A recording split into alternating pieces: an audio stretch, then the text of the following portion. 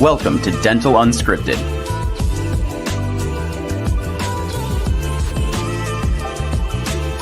where Mike Dinzio and Paula Quinn break down the practice ownership journey, one episode at a time. Starting up, buying, and running a successful dental practice.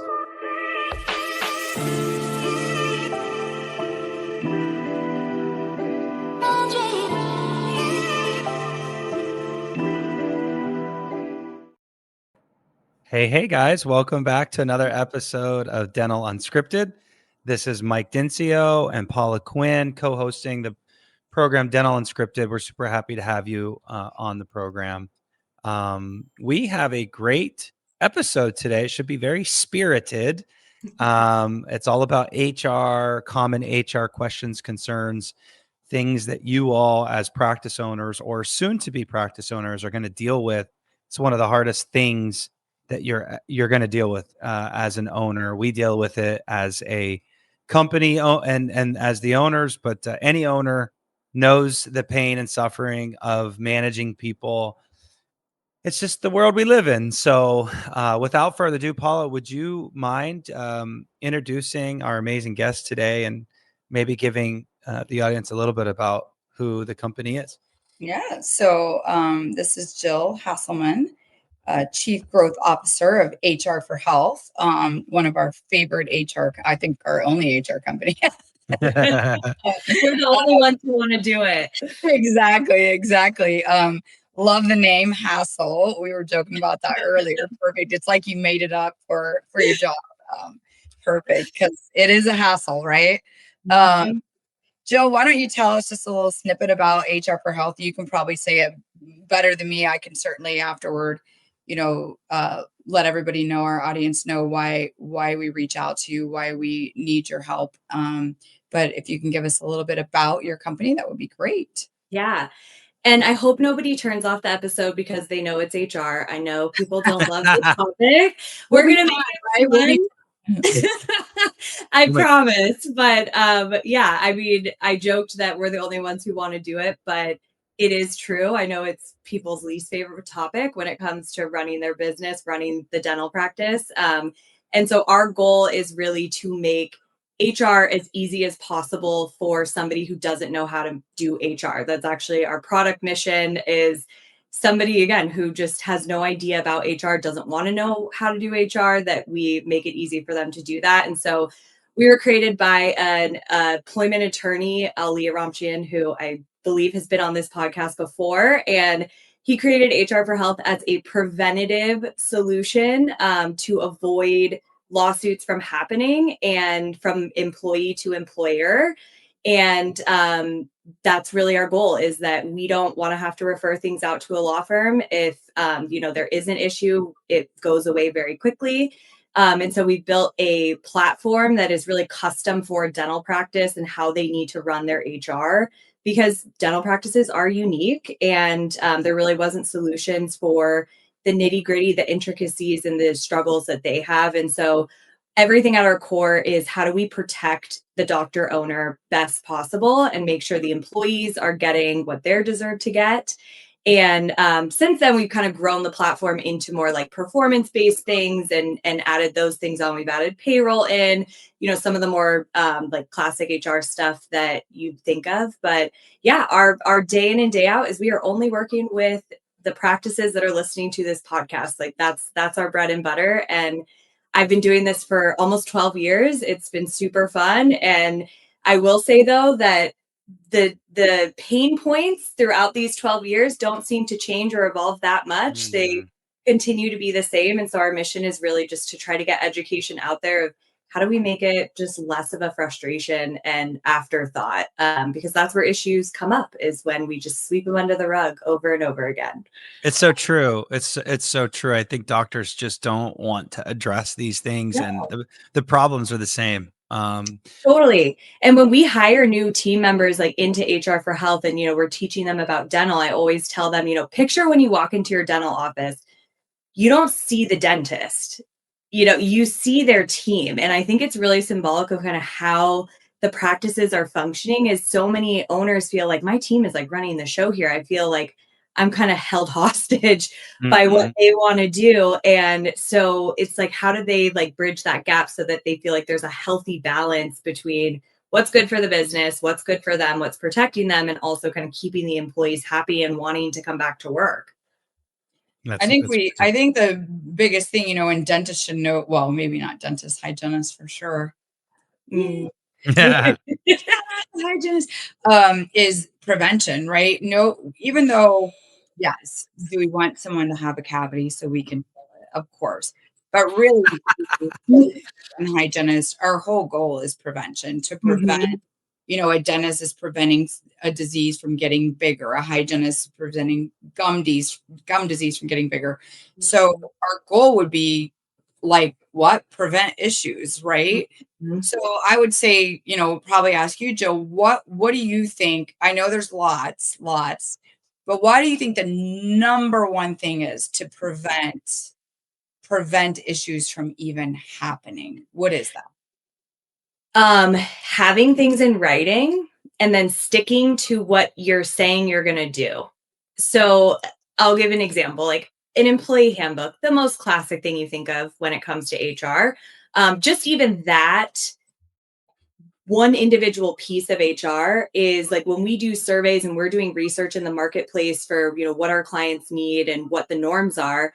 The number one way that somebody gets their employee handbook when we do these surveys is from a colleague or another office, and then they're to their own office. So you're already starting off on the wrong foot because you don't know what is in that in the first place. Yeah, you don't even read it, right? Right. And you're not an expert to edit it and know if it's state specific and all those things. And so that's already on the wrong foot. And then they don't use their handbook. Like that's the purpose of making things non-emotional, which is what people get so stressed about. And I manage people. I've done our internal HR. I mean, I've done everything at HR for Health, from order coffee to the office to, writing employee handbooks to dealing with internal team members to, large partnerships and so in that, I get it. It's hard, but like the easiest way to make it where it's not where you're losing sleep every single night and really having to psych yourself up to have these conversations is there's consistency. It doesn't matter if somebody's your favorite employee. I have somebody who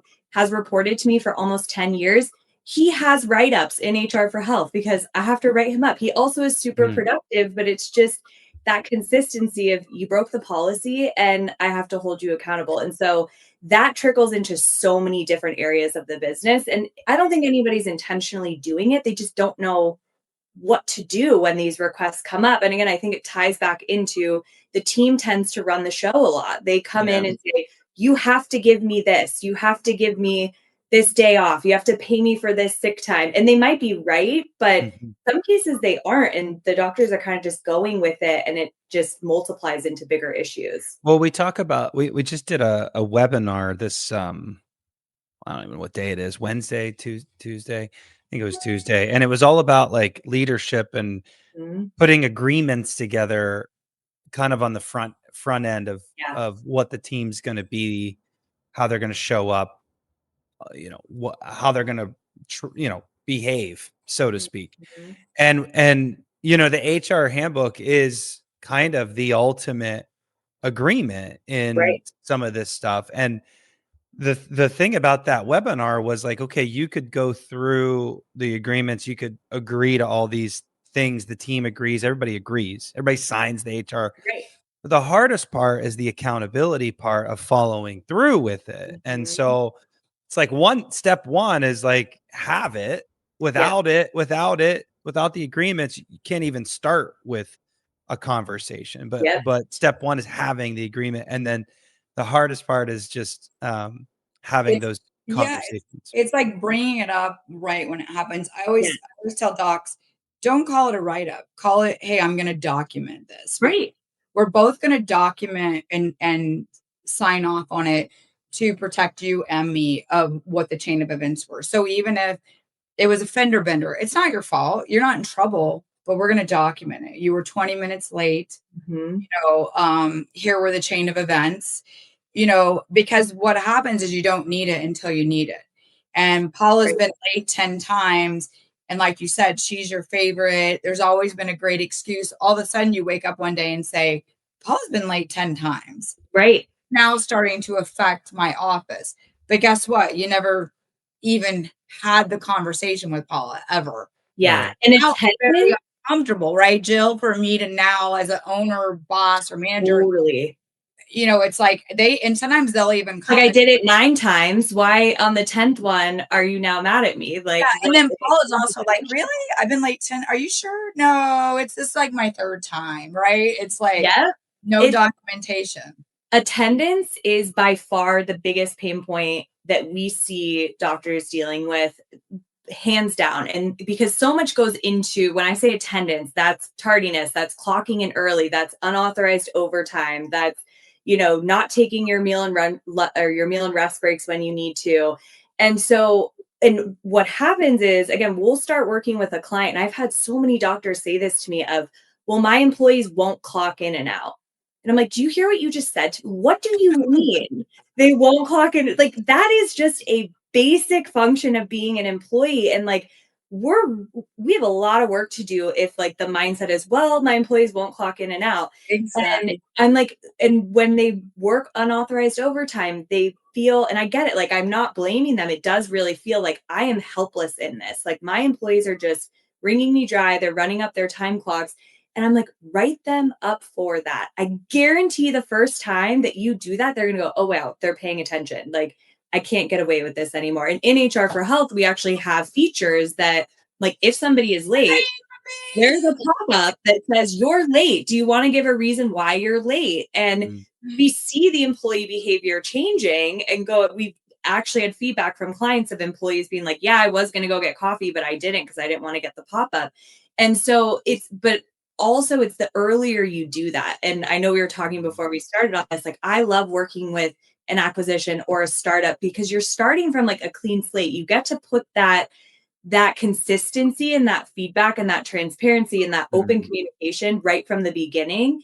And even if you're not doing it and you've been in practice for a while, now is still the time to start doing it. But it is, the sooner you do it, the much easier it is. And again, consistency, it just has to be normal. They can't think it's like flavor of the week and you're going to get over it. And then they can go back to their old kid, right? It's mom and dad. Who can we get away with?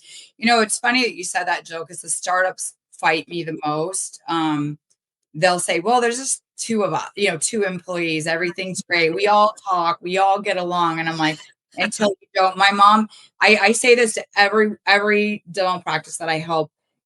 My mom's favorite saying is, I like to keep honest people honest. It's like, don't leave your keys in the car. Don't leave your door unlocked.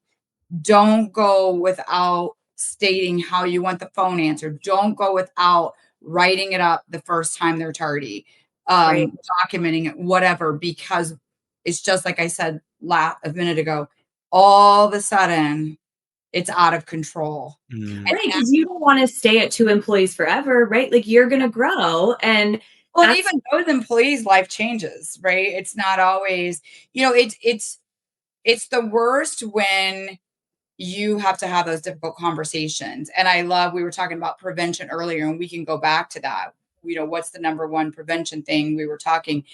Prevention is everything, because now you don't have to talk about it. Yeah.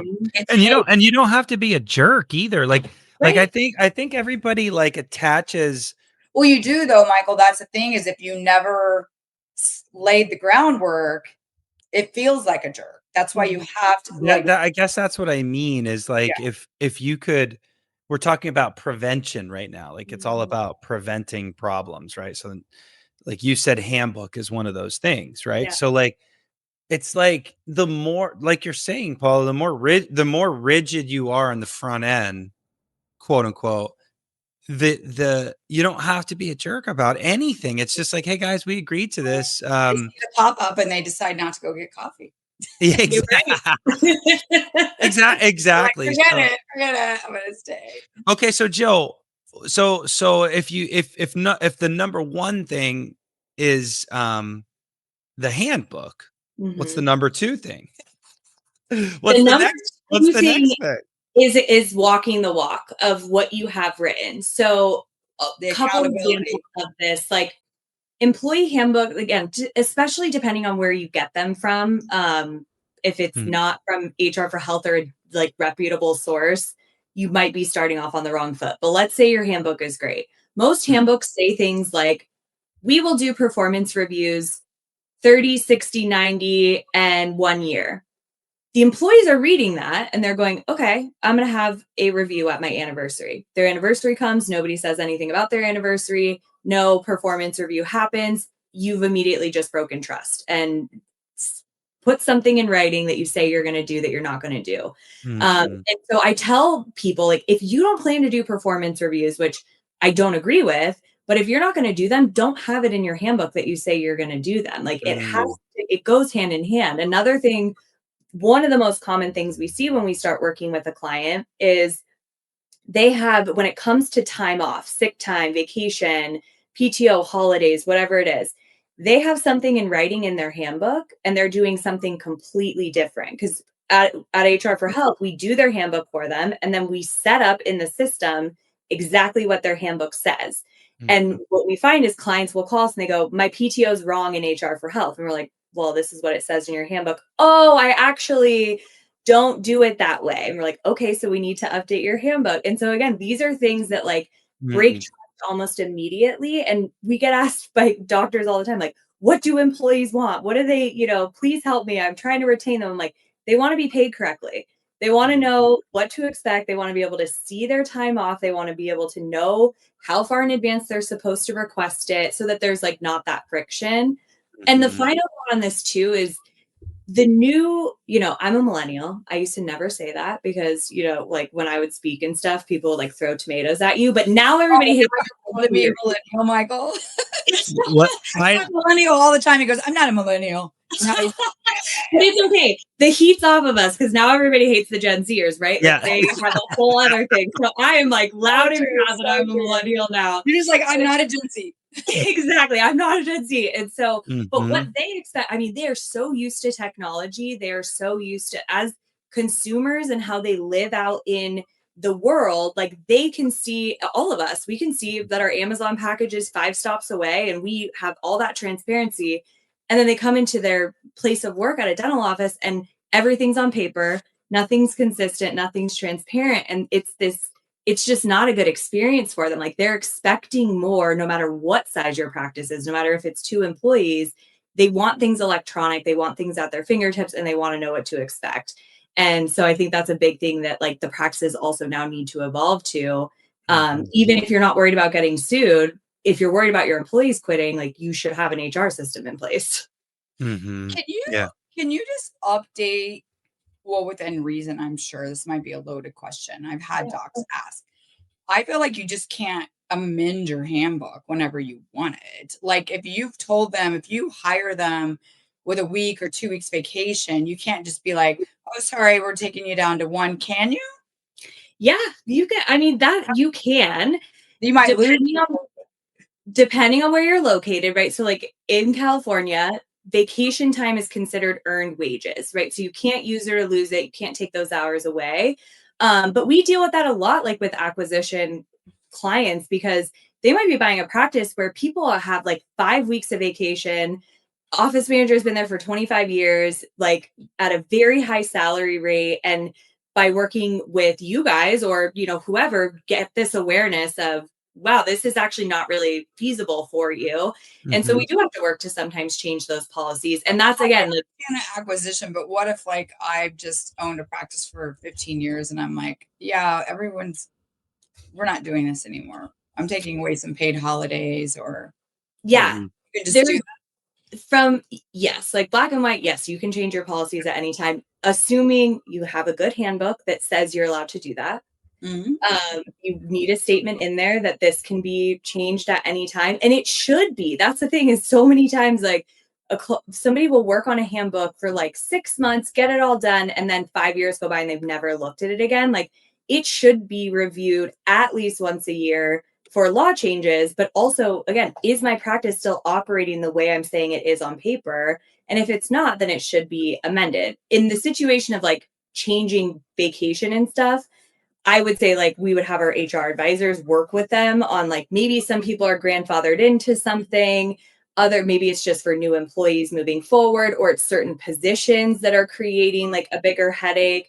Maybe all hygiene is part-time and they're getting vacation that's the same as everyone who's full-time. So there's different ways that we can slice it and approach it. But overall speaking, yes, they can change their policies as long as it's not like things like you can't just all of a sudden be like, I don't pay overtime, so I'm not going to have an overtime policy. It's like, well, we can't change that. Like that's just by law. But the things that they don't have to be doing, yeah, they can change it.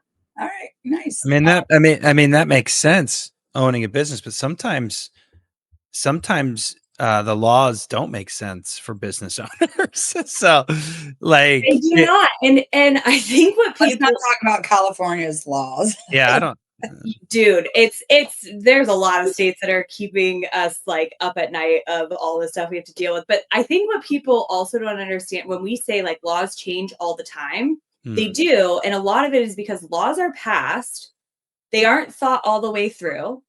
And then they go in and they amend them. They clarify them. There's case law that comes out that, finds loopholes. And so that's why it is always evolving because, like, again, our sick leave laws, if we're using California or even New York, like those have been amended multiple times because they're passed. And then they realize like, oh, this doesn't fit in for these certain businesses or, this actually isn't better for the employee. And so that's our job for our clients is to always keep up on that stuff and make sure they're in line. But yeah, I mean, we're in all 50 states. It keeps us on our toes for sure. I bet.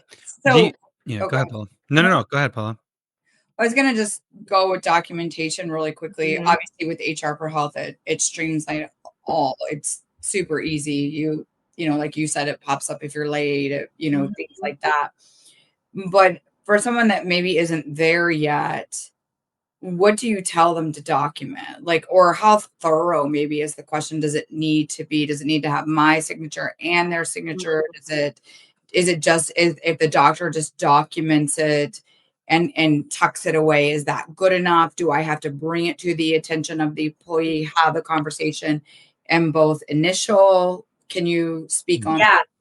It definitely depends on the situation. So the advice I always give. He's doing the HR answer. Well, like it is tiered. Like it really does depend. So like, first of all, the advice I always give is, and like when I do like workshops that are hands-on trying to help owners really form an ideal HR world for themselves, I always give them the challenge of think about those things that annoy you every day. Like, is it cell phone use? Is it you're like, God, why is she on her cell phone again? Or is it tardiness? Like, what are those little things that are like, just you can't put your finger on it, but it's really putting you in a bad mood? It's reflecting on those things. And then again, going back and looking at what do I have in writing? I know that it might sound crazy of like, and I get people say this, they're like, Jill, they know they can't be late. And I'm like, okay, but have you defined what late is? Like, what does your policy say about it? Is it 5 minutes after their start time? Is it if they don't clock in right on the dot? Like, and communicate that in your onboarding process of what your like deal breakers are of like, hey, I'm just letting you know, cell phones really bother me. Like, and you'll see our policy. So it's like setting them up for success so that they know and they're not guessing. And then you always have to look at, did I give them that expectation in writing? If I didn't, maybe I need to amend that a little bit and beef it up. And then depending on the situation, I'm going to say like not crazy things, right? Like if somebody comes into the office drunk, that's a whole different thing. Like we hear everything, right? Like people are drug dealers outside the office. Like our HR team hears a lot of stuff. So I'm not talking about that. But just consistent, like daily things that you're trying to improve behavior is the first thing is just a check-in conversation. I recommend that you're checking in with the team at least every other week anyway, of just like quick little, hey, this is what's been going on. This is what you're doing well. By the way, I noticed you were late 3 times in the last couple weeks. We really have to turn that around. And then you just make that note for yourself. That doesn't need to be something the employee sees you and you're saying, I had this conversation. Similar to how you're documenting your charts. You want to have dates, you don't want to have any lines skipped. It's the same thing. Like and do it in real time. Like we forget about that it's like, well, I'll get to it later. You never get to it. So that's the first thing. And then if the behavior continues to happen, you have a more formal conversation where you're kind of writing up like what happened and you're reviewing that with the employee, but they don't necessarily need to sign it, but you're being a little bit more transparent of what you have in writing. And then if it continues to happen, it should be a signed thing by the employee. Again, date and timestamp. And Paula, you said something about like a fender bender and kind of saying like, this is what happened. We do get asked like, well, what if an employee refuses to sign something? It's the same thing as like when you get a speeding ticket. You're not saying, I'm signing this because I agree I was speeding. You're just saying, I've read it, I understand it, and then, maybe I'll go fight it later. And we have had situations where employees still refuse to sign stuff, and then you give them a piece of paper that says they refuse to sign something, and they sign that. So there's no way around it. Yeah. Okay. Yeah. All right. That's good. Termination should never be a surprise, though. Like, again, in our system, we have ways that like write-ups can be private and write-ups can be really like out there and force them to sign it. And we have clients that call about something that's really small and they're like, I want it to be a formal violation and them to sign it. And we're like, that's a little aggressive. Let's not do that one. Or the flip side. You get a dentist that says that? I'm shocked. I know. They're really type A, this person, like really type A. And because they've been burned before by employees. But then they're like, can you deliver it to them? Because I'm not comfortable. Because when a client calls our HR team and says, hey, I want to fire somebody, the first place that our team goes and looks is in the platform and the software to say, okay, what does the documentation look like? And we'll see the employee doesn't have any of the documentation. Well, I actually want to talk about that. Okay. Yeah. Because that's a perfect segue to the next topic that I want to cover. And that is risk mitigation. How do we mitigate the risk of being sued or blowback from crazy employees that just want to the last 27 minutes cause problems? Yeah, exactly. So documentation, like Paula, me, you, Jill, we all know this, but can you say it in your way? Because like you just said, there's a problem, it needs to be addressed, but then you go back and you see nothing. What's documentation mean? What should they do? I think the easiest way to think about why documentation is your best friend is, so when lawsuits happen, when an employee makes a complaint, they're not typically making a complaint for the small ticky-tacky stuff, which is probably why you actually parted ways with them. They're finding a lawyer that's going, oh my God, yeah, we have a wrongful termination suit. We have a discrimination lawsuit. It's these big ticket items that aren't, again, probably related to why you terminated. But what it does is put you in a situation as the owner where you essentially have to produce documentation to show why that's not the case.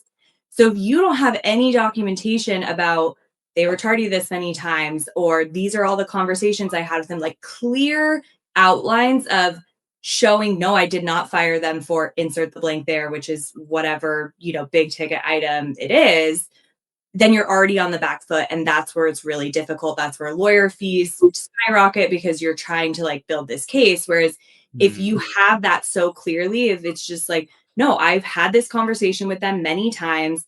They no called, no showed. They were late. They, again, whatever it is that they did, you're in a way better position to go, nope, actually, this is why I parted ways with them. This is just like we started out with prevention and now we're sitting here with documentation. This is exactly what happens to a dentist. I say, if it's not written, it didn't happen. What happens is usually when someone sues a dentist or takes them to the board, it's mostly because they didn't feel heard. They don't feel like the cost is appropriate. It's usually an administrative type thing. Totally. And I will say something, this makes people so mad at me, but it's true. Don't fight unemployment. That is like the quickest way to make an employee disgruntled, like an ex-employee. And I know everybody hates that answer because they're like, well, it raises my premiums. It does not. It doesn't move the needle that much it's such an ego thing on both sides. It's like, just let them have the unemployment. Like when you're terminating somebody, pay them everything they could possibly be owed. Like it is so much. They don't withhold a final paycheck because they didn't give keys back. Like just these little things that totally, to your point, Paula, just throw gas on the fire. And then they're like, you know what? I deserve so much more than like what I'm getting. And back to those Zennials, back to those. I know. Not the millennials. The millennials would never do that. But those No. us Gen X's would just go away. We would just go find a new. We just Be go like, find a new wait, job. you want to fire me? Okay, I'm sorry. They're like, I deserve nothing. Yeah, I've been waiting to leave anyway. It's better this way. Yeah. You know. So no, it really is. But keep. I don't know if I interrupted you enough, but dentists should relate to this because it's CYA. Cover your ass. Document. It goes the same for your clinical notes. If somebody is upset, if somebody says I don't like the color, document all of it, because if it comes back to bite you, you're protected. Because I can guarantee that patient, that employee doesn't have those records. They're not going to remember all the times they were late or left, did overtime, worked through lunch, didn't do the proper things. They're not going to have that. So now if it's you against them, you're documented. Theirs is their feeling, their word, they're making up stuff. So you're going to be, and when people will say to me all the time, well, documentation doesn't prevent. No, it doesn't. Anyone can sue you, but your chances of winning or at least not losing are going to be 10 times greater if you protect yourself from the very. Yeah, and if you're having to work with a lawyer and you have to think like a lawsuit is draining on the business in so many ways. It affects employee morale. It impacts the owner's focus, ability. Of course, you have the dollar amount hanging over your head of what you would have to pay, but the legal fees can be really crazy, right? Because these paralegals are having to dig up all this stuff. And so even having all of that in one place reduces that, because they're not having to, again, like figure out how to position this as much when you have this objective documentation. And again, the documentation needs to be objective. If the documentation is emotional, it is alluding to things that are discriminatory or, wrongful termination stuff, that's not great, because you then have that in writing. And so it has to be as objective as possible. But when, Ali has lawsuits that happen at the law firm and he asks these attorneys like, okay, why are you suing my client? Like, what do you have? They'll be like, your client doesn't even have an updated employee handbook, the most basic part of HR. So if they don't have that, what else do they not have? Right. And so it just culminates into these really big things where it could start as discrimination, but then they start throwing wage and hour in there, and there's fines for not giving employees certain documents. Like, it just can add up, and again, it can be preventable. Yeah. Oh my gosh, that's just crazy. Well, I mean, look, I'm not surprised that we're having this conversation. I mean, there, HR.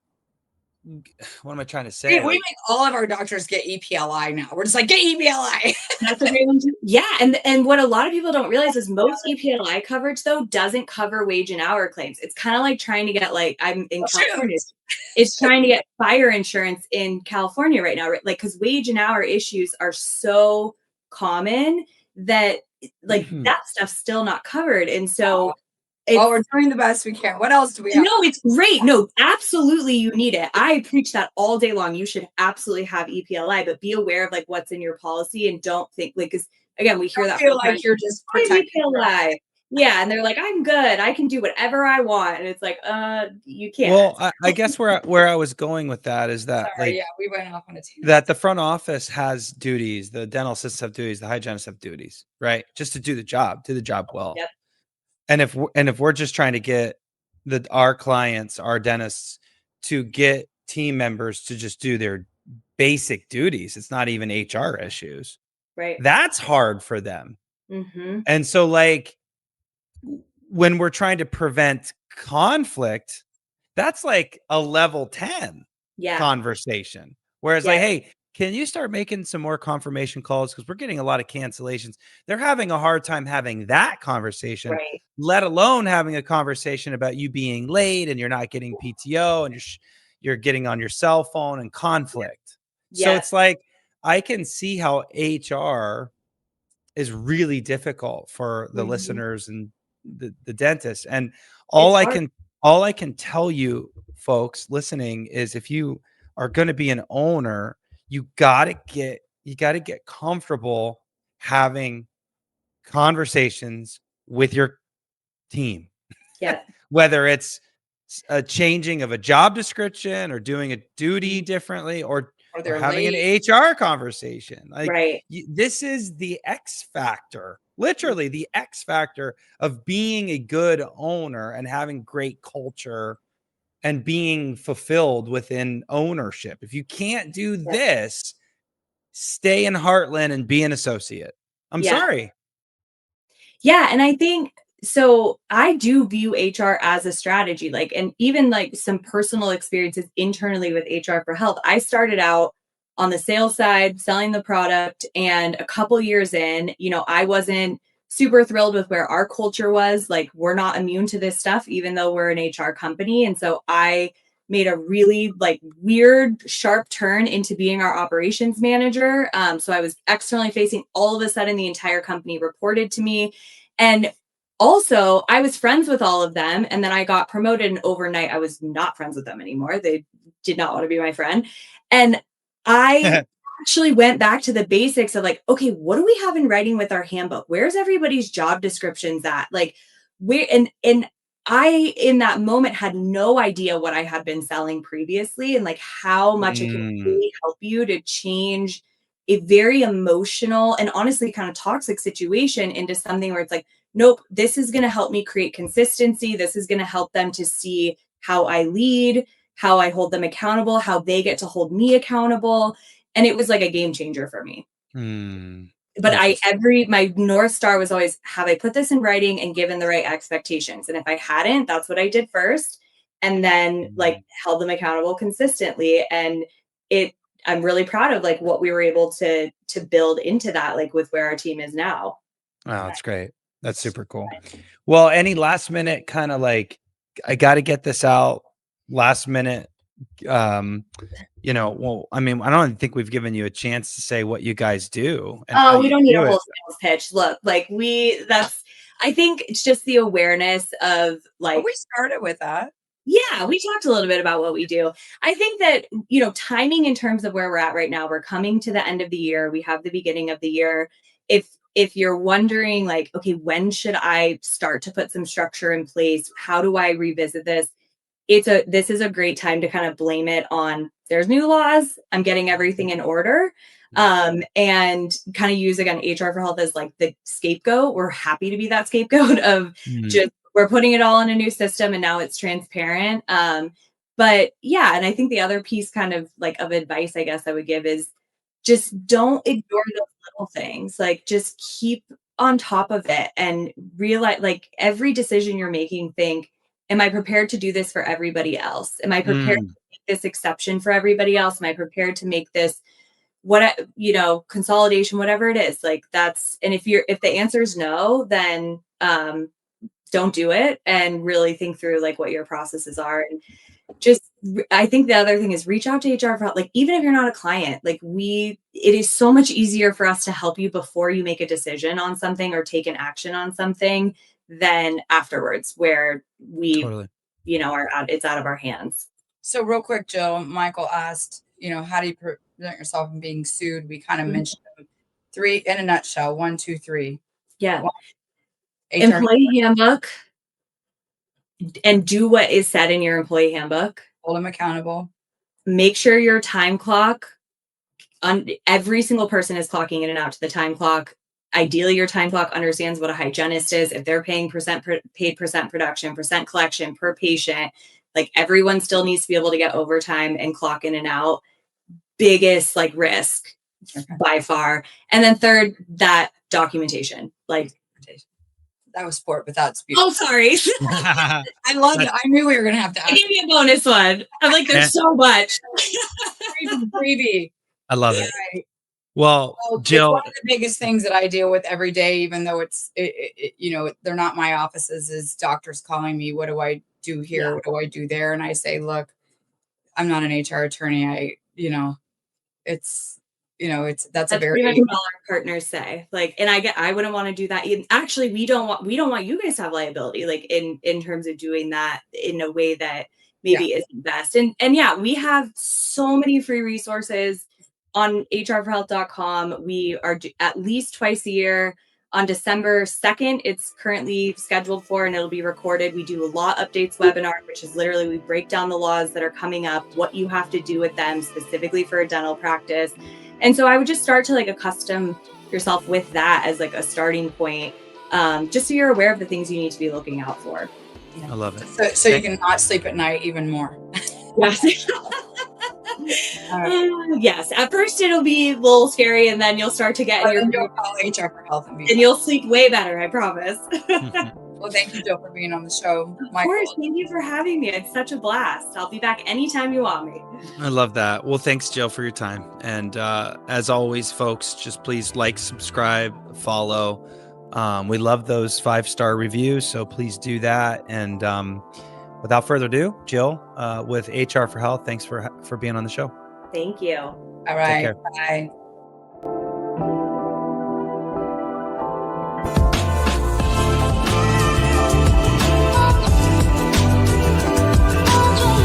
Thanks for listening. Let us know how you like the show. Rate us on Apple and Spotify. Subscribe and follow for more.